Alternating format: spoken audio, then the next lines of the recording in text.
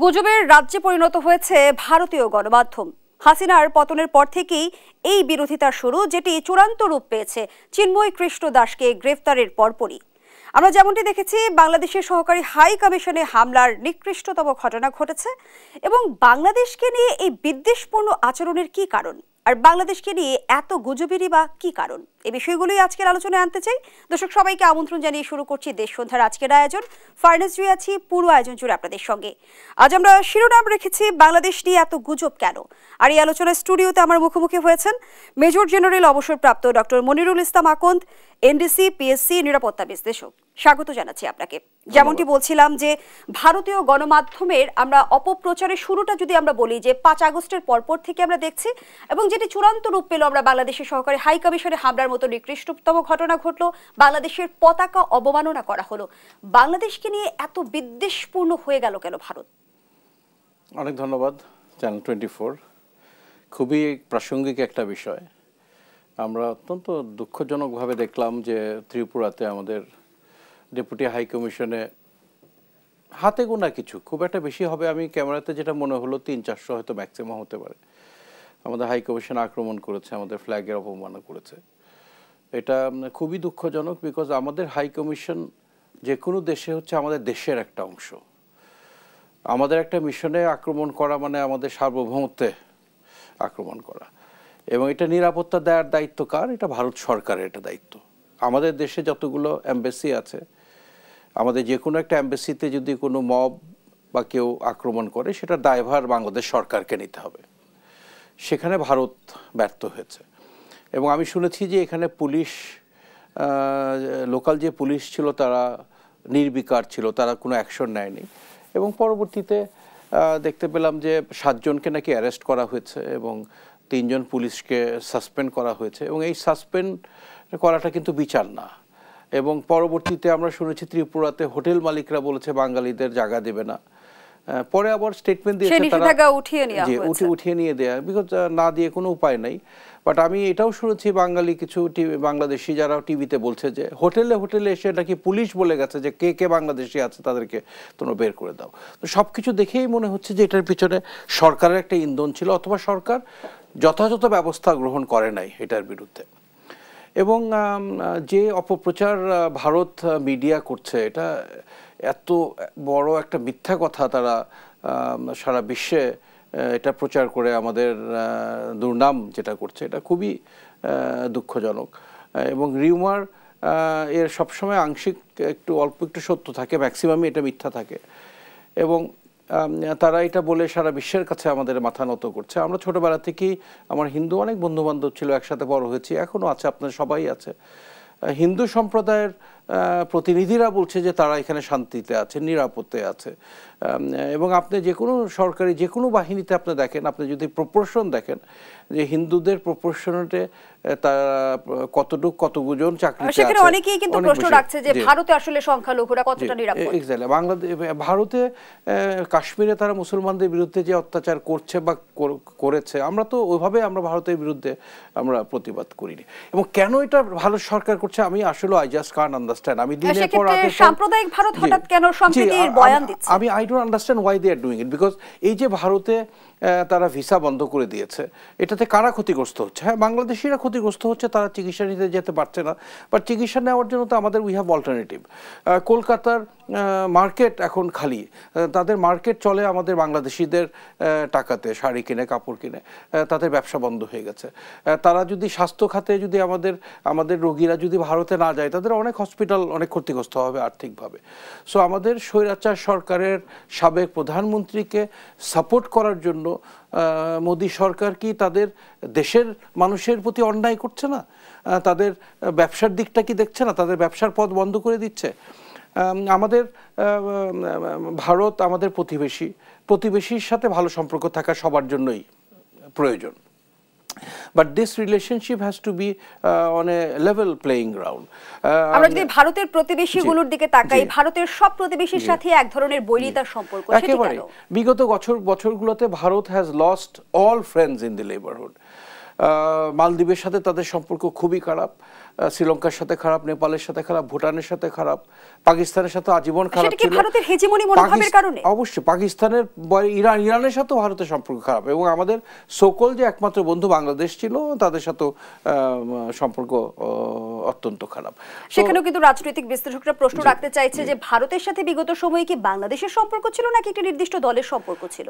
এটা তো খুবই অবভিয়াস যে একটা নির্দিষ্ট দলের ছিল, বিকজ ওই দল ক্ষমতায় থাকার সময় যেসব এগ্রিমেন্টগুলো হয়েছে ভারতের সাথে একতরফা একটা সম্পর্ক ছিল। আমরা শুধু দিয়েই যাব, আমরা কিছু পাবো না, এবং এটা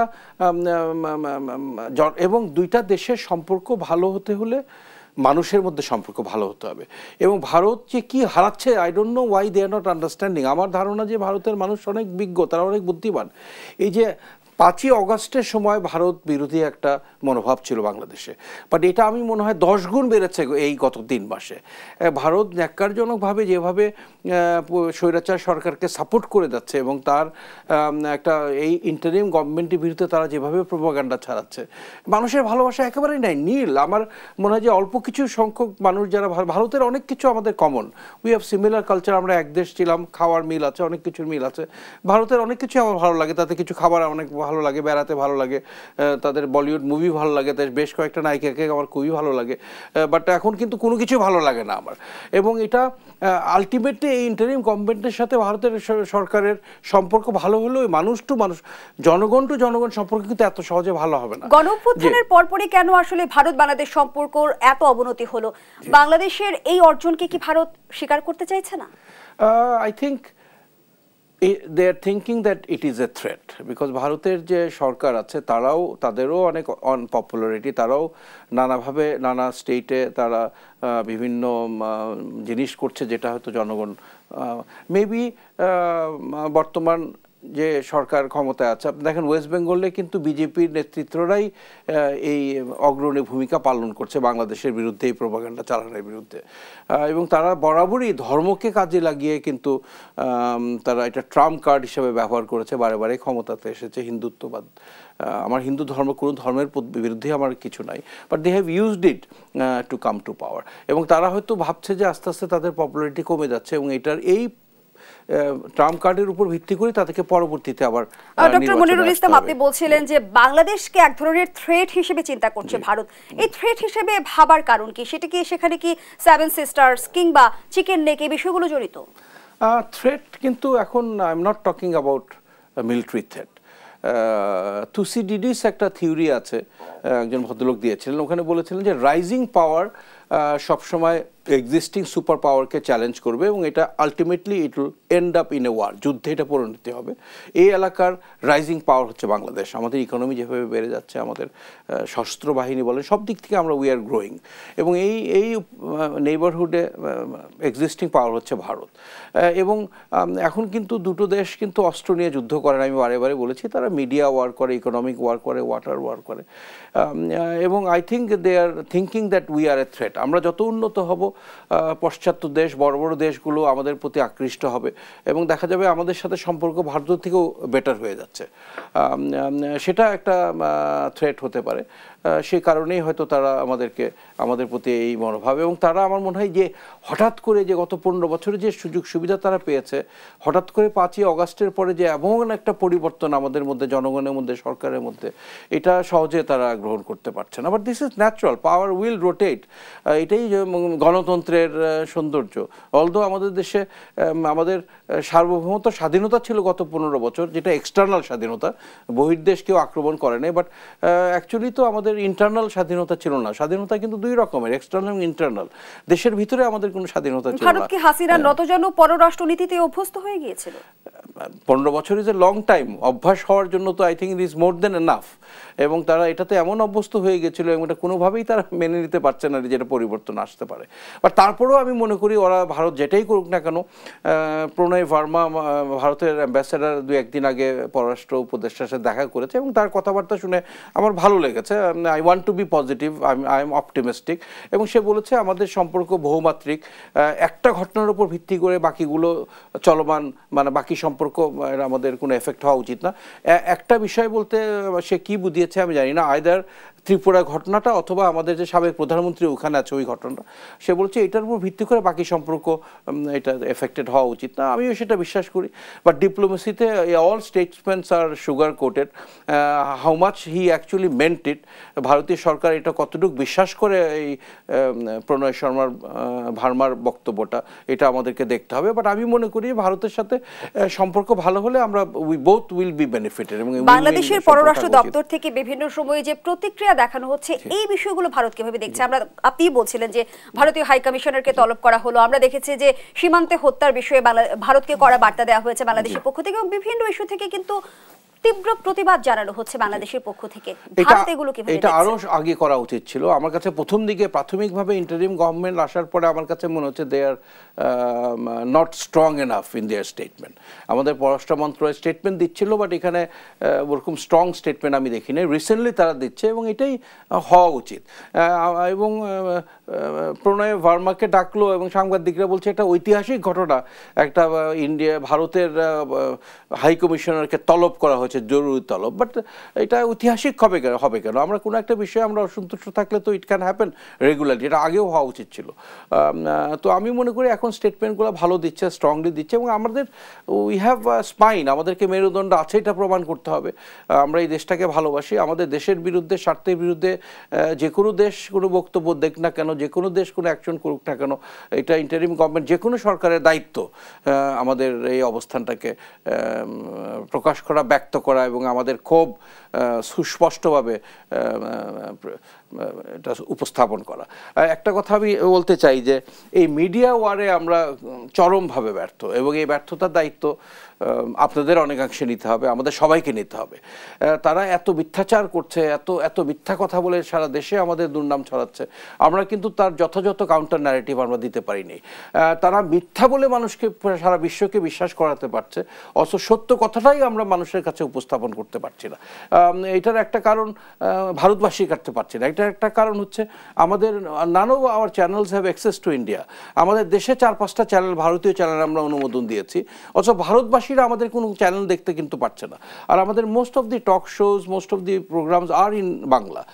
সবাই তো বাংলা বোঝে না। তো আমার মনে হয় যে এই যে যখন আমরা 5টা চ্যানেলকে, আমরা ভারতীয় চ্যানেলকে অনুমোদন দিলাম, তখন কেন আমরা 2-3টা চ্যানেলের অনুমোদন নেই ভারতে? আমাদের সকল চুক্তির ক্ষেত্রেই কিন্তু you'll see this kind of অসম চুক্তি, সকল ক্ষেত্রে এটা। এবং সেই কারণেই আমাদের মিডিয়া আমার মনে হয় আরো অ্যাক্টিভ হতে হবে। এখন একটা স্বাধীন দেশ। আমি শুরুতেই বলছিলাম যে ভারতীয় মিডিয়া কিন্তু গুজবের রাজ্যে পরিণত হয়েছে, এবং ইতিমধ্যে ফ্যাক্ট চেকিং এ ধরাশায়ী ভারতের তথ্য সন্ত্রাস। জার্মানির এক গবেষণায় উঠে এসেছে মিথ্যা প্রচারণার শীর্ষে এখন ভারত। এর মধ্য দিয়ে কি ইমেজ সংকটে পড়বে না ভারতের মূলধারার গণমাধ্যমগুলো? আমি প্রশ্নটি আপনার কাছে রাখছি। একটা বিরতির সময় হয়েছে। দর্শক, দেশ সন্ধ্যার এই পর্যায়ে একটা বিরতিতে যাচ্ছি, সাথেই থাকুন।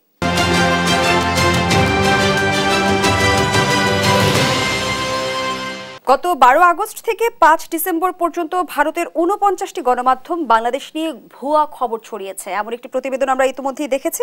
এবং আমরা জানতে চাই যে ইতিমধ্যে ফ্যাক্ট চেকিংয়ে ধরা সেই ভারতের তথ্য সন্ত্রাস, জার্মানির এক গবেষণায় উঠে এসেছে মিথ্যা প্রচারণায় শীর্ষে এখন ভারত।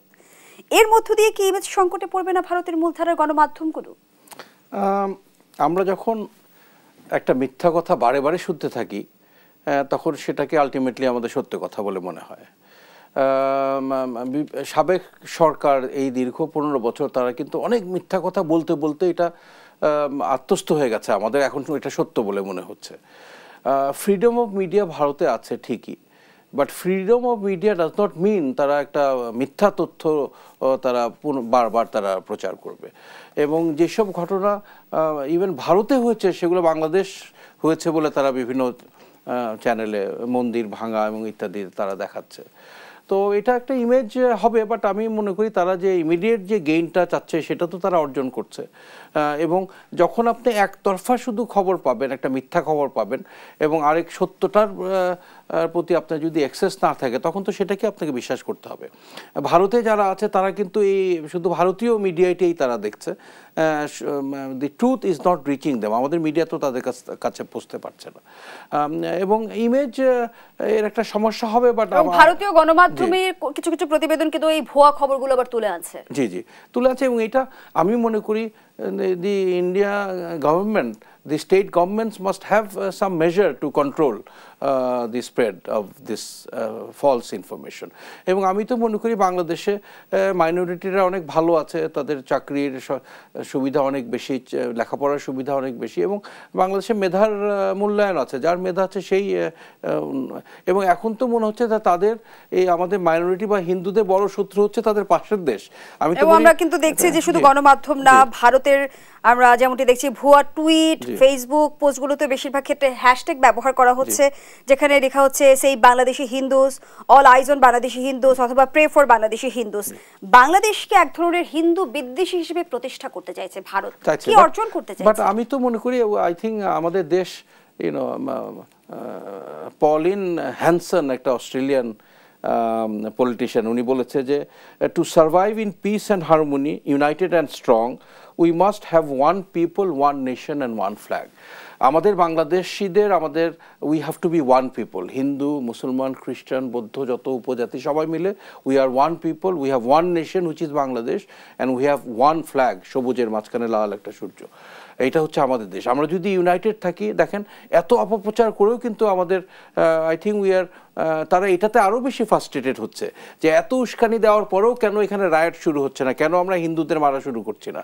এবং 5ই অগাস্টের পরে মুসলমানরা গিয়ে তাদের মন্দির দুর্গাপূজার সময় তাদের নিরাপত্তা দিয়েছে, এবং হিন্দু নেতারাই তারা বলেছে যে মুসলমানরা এসে আমরা সুরক্ষা দিয়েছি এই মন্দিরগুলোতে। এবং I think we are doing a good job as Bangladeshis, we are United, এবং আমরা এইসব অপপ্রচার বিশ্বাস করি না, এবং এইসব উস্কানিতে আমরা সায় দেব না, এবং আমাদের নিজেদের মধ্যে ভাইয়ে ভাইয়ে আমরা কখনো দ্বন্দ্বের মধ্যে যাব না। আমরা ইউনাইটেড থাকবো, এবং এটা যতই থাকবো তারা আরো বেশি ফ্রাস্ট্রেটেড হতে থাকবে, হতে একসময় হয়তো হাত ছেড়ে দেবে, আমার ধারণা। ঢাকা দিল্লি উত্তেজনার মধ্যে আমরা দেখলাম বাংলাদেশিকে হত্যা করলো বিএসএফ, সীমান্তে হত্যার শেষ কোথায়? ইট ইজ ভেরি ব্যাড, এবং এটা গত 15 বছর তো অসংখ্য ফেলানি থেকে শুরু করে কত মানুষ খুন হয়েছে বর্ডারে, তখন আমরা কোনো প্রতিবাদ পর্যন্ত জানাই নেই। এত খুন হওয়ার পরেও আমরা একবারও ইন্ডিয়ান হাই কমিশনারকে আমরা জরুরি তলব করি নেই।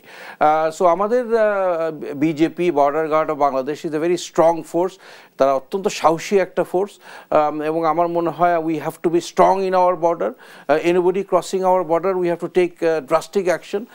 এবং বিএসএফ আমরা যতটুকু জানি তারা অনেক ভীতু, আমাদের তুলনায় আমরা অনেক সাহসী, আমরা we are more capable of defending our border. এটা কোনোভাবেই আকাঙ্ক্ষিত না।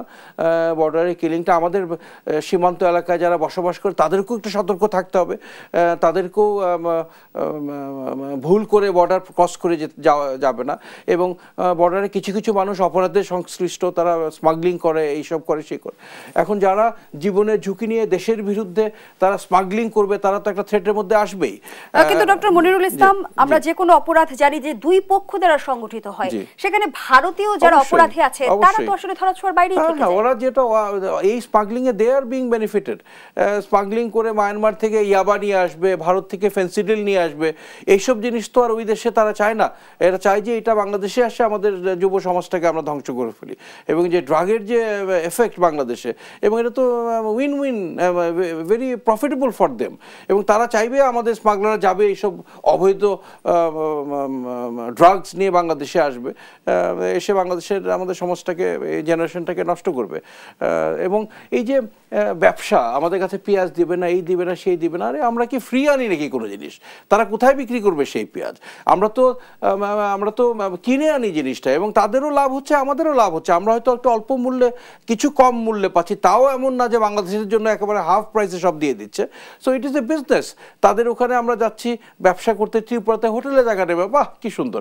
আমাদের মানুষ এখানে ব্যবসায়ীরা গেছে ব্যবসা করতে, ওখানে ব্যবসায়ীরা তাদের কাছ থেকে কিনে আমাদের দেশে বিক্রি করে। তাদের কাছ থেকে তো লাভ ছাড়া তো আমরা কিছু কিনছি না। আমরা তাদের হাসপাতালে না গেলে, তাদের সাথে ব্যবসা না করলে বোথ উইল বি বেনিফিটেড। এবং আমাদের যে একেবারে অল্টারনেটিভ নাই সেটা না, আমরা we have to think of alternative. থাইল্যান্ডে চিকিৎসা is even better then India, if not equal. এবং ওখানে আমি শুনেছি যে খরচও তো খুব একটা পার্থক্য নাই। আমাদের মানসিকতা, আমরা ভারতে যাব, সেম কালচার, এই জন্য আমরা ভারতে যাই। If they stop us giving treatment to us, আমরা থাইল্যান্ডে যাবো, আমরা এবং সবচেয়ে মূল কথা হচ্ছে আমাদের দেশের চিকিৎসা ব্যবস্থা আমাদেরকে উন্নতি করতে হবে। আমাদের ডাক্তারে অনেক মেধাবী, আমরা কেন বিদেশে যাব চিকিৎসা নেওয়ার জন্য? বিদেশের রাষ্ট্রনায়করা প্রধানরা দেশে চিকিৎসা করে, তারা মনে করে অন্য দেশে গিয়ে চিকিৎসা নেওয়া দে আর এ ফেইলার, তারা ব্যর্থ থেকেই তারা দেশের ভিতরে চিকিৎসা নিতে না নিয়ে আমরা বাইরে যাচ্ছে। সো আমাদের চিকিৎসা ব্যবস্থাটা আমাদেরকে আরও উন্নত করতে হবে, so that people don't go outside. There are many alternatives. আমি একটা কথা বলি, আমরা পলিসির মাধ্যমে এগুলো নিয়ম ঠিক করতে হবে। সিঙ্গাপুরে গত 15 বছরে পৃথিবীর সবচেয়ে বড় লাইফ এক্সপেক্টেন্সি 83 ইয়ার্স পৃথিবীর, এবং বাংলাদেশে আমাদের 10 বছর বেশি। তারা কিন্তু এমনভাবে আইন করেছে, তারা চিনির উপরে এত কর দিয়েছে, ট্যাক্স দিয়েছে যে সিঙ্গাপুরে একটা কোকের সারা পৃথিবীর কোক থেকে 20% সুগার কম। সিঙ্গাপুরে কোথাও আপনি সিগারেট খেতে পারবেন না। আমি 2 সপ্তাহ আগে গেলাম, 400 মিটার হেঁটে গিয়ে আমার সিগারেট খেতে হয়েছে, একটা চারকোনা জায়গা, ওইটার ভিতরে খেতে হবে। আমার তো মনে হয় সিঙ্গাপুরে আমি 3 বছর থাকলে এতদিনে আমার সিগারেট আমি ছেড়ে দিতাম, আমার ওয়াইফ এবং সন্তানরা অনেক খুশি হইতো। সো এখানে আসলে আপনি জোর করে আপনি কোনো কিছু চাপাতে পারবেন না। It has to be a very matured policy, এবং এটা আস্তে আস্তে বাস্তবায়ন করে আপনাকে আইনটা। তো আমাদের বর্ডার আমাদের এমনভাবে পলিসি করতে হবে যে কেউ সাহস না পায় আমাদের। কখনো আমরা ভারতীয় গণমাধ্যমে প্রচার হতে দেখছি যে চট্টগ্রাম হাতছাড়া হবে বাংলাদেশের, কখনো লালমনিরহাট কিংবা ফেনী নিয়ে তথ্য প্রচার করছে, আবার কখনো বাংলাদেশের সীমান্তে এসে ভারতীয়রা বিক্ষোভ পর্যন্ত করে যাচ্ছে।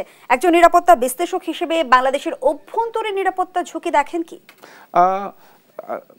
এক্সটার্নাল থ্রেট আমি দেখি না। We have a very strong arm forces, এবং আমি সবসময় বলেছি আক্রমণ করা এত সহজ না, এটা একটা কথার কথা না। আমরা এমন দাঁত ভাঙা জবাব দিব, এবং ভারত সেটা জানে, এবং ভারতের অনেক সমস্যা, বাংলাদেশের থেকে অনেক সমস্যা চারিদিকে আছে, এবং তাদের যে সশস্ত্র বাহিনী আছে, ইট ইজ স্পেয়ার কোনো সশস্ত্র বাহিনী নাই যে বাংলাদেশে আক্রমণ করবে। আমি তো মনে করি আমাদের আভ্যন্তরীণ শত্রু বরং আমাদের বেশি।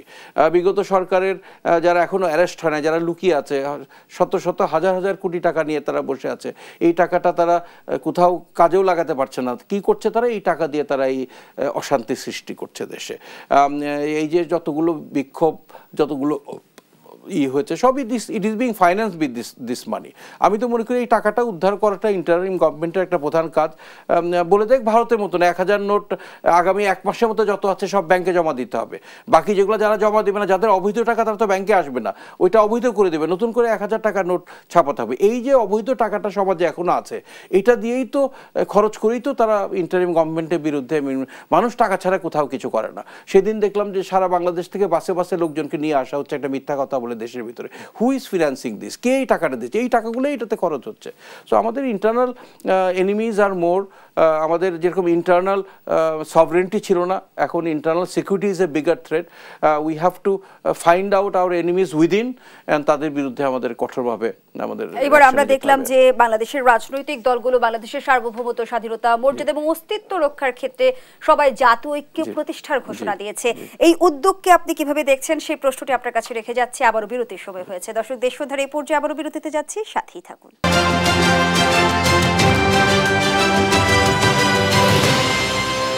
বাংলাদেশের রাজনৈতিক দলগুলোর মাঝে আমরা যেমন প্রত্যাশার পার্থক্য দেখি, আমরা মত পার্থক্য দেখি, কিন্তু বাংলাদেশের স্বাধীনতা, সার্বভৌমত্ব, অস্তিত্ব, মর্যাদা রক্ষার প্রশ্নে সব রাজনৈতিক দল ঐক্যবদ্ধ থাকার ঘোষণা দিয়েছে। এই উদ্যোগকে কিভাবে দেখছেন আপনি? আমি অত্যন্ত খুশি হয়েছি। শুধু আমি না, আমার মনে হয় পুরো দেশবাসী খুবই আশ্বস্ত হয়েছে। আমাদের ঐক্যবদ্ধ থাকতে হবে, এটার কোনো নিঃসন্দেহ। রাজনৈতিক দলগুলোর মধ্যে অবশ্যই আপনি যেটা বললেন, বিভেদ থাকবে, মতাদর্শের পার্থক্য থাকবে, বাট একটা ব্যাপারে আমরা we all have to B United, এই দেশটাকে আমরা ভালোবাসি। দেশের বিরুদ্ধে কোনো ষড়যন্ত্রের বিরুদ্ধে আমরা একত্রিতভাবে হাতে হাত মিলিয়ে আমরা এটা রুখে দাঁড়াবো।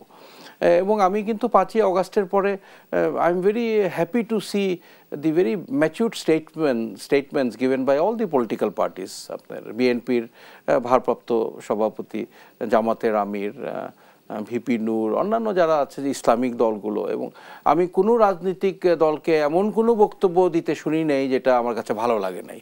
So everything is moving in the right direction. মাঝখানে কিছু দল হয়তো একটু তাড়াতাড়ি করে ইলেকশন চাচ্ছে, বাট আমি দৃঢ়ভাবে বিশ্বাস করি যে ওই পরিস্থিতি সংস্কার শেষ না করে, এই পরিস্থিতি না আসা পর্যন্ত আমরা আগামী ইলেকশন আমরা আশা করি আমাদের ইতিহাসে সবচেয়ে অবাধ নিরপেক্ষ একটা নির্বাচন হবে, এবং সেই নির্বাচনে যোগ্য ব্যক্তিরাই নির্বাচিত হবে, এবং ওই পরিবেশ সৃষ্টি করতে হবে। সো উই ওয়ান, আমি বললাম না, one nation, one flag, one people, আমাদেরকে ইউনাইটেড থাকতে হবে দেশের স্বার্থে সকলে। এবং দেখেন এই হোয়াট ইজ দ্য ডিফারেন্স, যে ইন্টারিম গভর্নমেন্ট যখন দেখলো এমন একটা বিভেদ হচ্ছে, একটা প্রতিবেশী রাষ্ট্র তারা মিথ্যা তথ্য প্রচার করে আমাদের মধ্যে ডিভিশন সৃষ্টি করার চেষ্টা করছে, পরবর্তীতেই আমাদের প্রধান উপদেষ্টা ইন্টারিম গভর্নমেন্টে উনি সবাইকে ডেকেছেন, সবাই এসেছে, সবাই একত্রিত হয়ে। আমি যখন ছবিটা দেখে আই ফিল ভেরি প্রাউড, আমাদের দেশের রাজনীতির সকল নেতৃবৃন্দ একই ফ্রেমের ভিতরে, it is something to feel proud about. এবং আমরা সবাই ঐক্যবদ্ধ যে হ্যাঁ দেশের স্বার্থে আমরা একসাথে কাজ করবো। এবং আপনাদের সাথে আমরা জনগণ আছি, আমরা হিন্দু মুসলমান ছোট বুড়া বুদ্ধিজীবী ছাত্র শিক্ষক ধর্মীয় শিক্ষক, আমরা সবাই আপনাদের সাথে আছি। আমাদের এই যে জাতীয় ঐক্য প্রতিষ্ঠা হলো, এই ঐক্যের শক্তিকে আমরা কিভাবে কাজে লাগাতে পারি? এটা কাজে লাগাতে হবে এবং আপনাদের স্ট্রেংথ বাড়বে আমাদের সাপোর্টের কারণে। আমাদের রাজনৈতিক মতাদর্শ থাকতে পারে, পার্থক্য থাকতে পারে, দেশের স্বার্থে আমরা সকল রাজনৈতিক দলগুলোর সাথে আমরা একমত, আমরা আপনাদের পিছিয়ে আছি এই শক্তির। এবং ইফ উই রিমেইন ইউনাইটেড, এইসব ফালতু রিউমার, এইসব মিডিয়া ওয়ার আমাদেরকে কখনো আঘাত করতে পারবে না। It will be like an iron dome. স্বৈরাচার কিংবা ভারতের অপতৎপরতা কি থেমে যাবে? তৎপরতা না থামলেও it will not be able to affect us. এবং দিন দিন তাদের এই মিথ্যাচার আরও বেশি প্রমাণিত হবে এবং একসময় আসবে তখন তাদের মিডিয়া কেউ শুনবেই না। সো আমাদের মধ্যে যদি বিভেদ তারা সৃষ্টি করতে না পারে, আস্তে আস্তে দে উইল বিকাম এক্সস্টেড। এবং এক্সস্টেড যদি নাও হয় তারা চালাতে থাকুক, আমরা তো united, it will not affect us. কিছু কিছু ক্ষেত্রে আমাদেরকে ঐক্যবদ্ধ থাকতে হবে এবং আমি খুবই আশাবাদী, আমরা দেশবাসী আশাবাদী এই ঐক্যতা থাকবে। হ্যাঁ, নির্বাচনে আপনারা যাবেন, ভালো ব্যক্তিকে নমিনেশন দিবেন, বেস্ট ক্যান্ডিডেট ইলেক্টেড হবে এবং যে জনগণ যেই দলকে সবচেয়ে বেশি ভালোবাসবে সেই দল সরকার করবে, বাকি দল বিরোধী দলে থাকবে, সেও আশা করবে পরবর্তীতে মানুষের ভালোবাসা পেয়ে সে ক্ষমতায় আসবে। This is part of democracy. Power is never permanent two anyone. whoever fails to uphold the demand of the people will fail in the next election, এটাই স্বাভাবিক। বাট দেশের ক্ষেত্রে আমাদেরকে সবাইকে ঐক্যবদ্ধ থাকতে হবে। জাতীয় ঐক্যের আলোচনা যখন চলছে তখন জাতীয় সরকার গঠনের এক ধরনের গুঞ্জন শোনা যাচ্ছে রাজনৈতিক অঙ্গনে, এই বিষয়টি নিয়ে আপনার মূল্যায়ন? এই বিষয়ে আমার রাজনীতির ব্যাপারে আমার আসলেও তেমন কোনো জ্ঞান নাই, খুবই সীমিত জ্ঞান রাখে এই ব্যাপারে। রাজনীতিক আমি মনে করি দেশের জন্য যেটা ভালো সেটাই করা উচিত। আমরা এই দেশটাকে ভালোবাসি। অনেক থমাস জেফারসন, মার্কিন যুক্তরাষ্ট্রের ৩য় প্রেসিডেন্ট, উনি বলেছেন যে that the tree of liberty has to be refreshed time to time by the blood of patriots and tyrants. 5ই অগাস্ট যেটা হয়েছে, আমাদের দেশ প্রেমিক জনগণ, ছাত্র জনতা মিলে তারা জান দিয়েছে, তাদের ব্লাড দিয়ে তারা এই রিফ্রেশ করেছে গণতন্ত্রটাকে। টাইরেন্টসের খুব একটা ব্লাড যায় না, যতটুকু আসে ব্লাড বলতে তাদের বিচার করাটা, তো আলটিমেটলি তাদের বিচারের আওতায় আনা হবে। অনেকেই পালিয়ে গেছে, ম্যাক্সিমাম পালিয়ে গেছে। আমরা খুবই দুঃখজনকভাবে আমি দেখতে চাই টিভি খুলে যে অপরাধীগুলো তাদের হাতে হ্যান্ডকাফ লাগানো, তারা বিচারের আওতায় আসবে, বাট অনেকেই চলে গেছে। সো এখানে আমাদেরকে ঐক্যবদ্ধ থাকতে হবে। আবার যদি কোনো টাইরেন্ট সৃষ্টি হয়, আবার আমরা রক্ত দিয়ে দরকার হলে আমরা স্বাধীনতাকে আবার আমরা বিগত সময়ে সংস্কার কিংবা নির্বাচন প্রসঙ্গে গণঅভ্যুত্থানের শরিকদের মধ্যে এক ধরনের মতপার্থক্য দেখেছি, সেই বিষয়টি আমরা জয় করতে পারবো কি? কাদের মধ্যে? গণঅভ্যুত্থানের শরিক, আমরা যদি গণঅভ্যুত্থানের নেতা বলি এবং রাজনৈতিক দলগুলোকে আরেকটু আমি সবচেয়ে বেশি কষ্ট পেয়েছি 5 আগস্টের পরে। আমি যখন দেখলাম যে 2টা কলেজ ছাত্ররা আক্রমণ করে ধ্বংস করে দিল। কাদের সম্পত্তি ধ্বংস করলো? এই দেশের সম্পত্তি ধ্বংস হলো এবং এই 2টা কলেজের আবার একাডেমিক অ্যাক্টিভিটি শুরু হতে আরও অনেক পিছিয়ে যাবে। সো এটাই আমার মনে হয় তাদের যে যারা অপপ্রচার চালাচ্ছে, যারা দেশটাকে ভালোবাসে না, they have become a victim of that. এবং আমি শিওর তাদের এটা ইন্ধন, অর্থায়ন অনেক কিছু ছিল এটার বিরুদ্ধে। এবং খুবই কষ্ট পেয়েছি যে একই জিনিস যেটা আমরা দেখেছি, ছাত্ররা এসে ভাঙছে, লিফট ভেঙে দিচ্ছে, এই ভেঙে দিচ্ছে, সেই ভেঙে দিচ্ছে।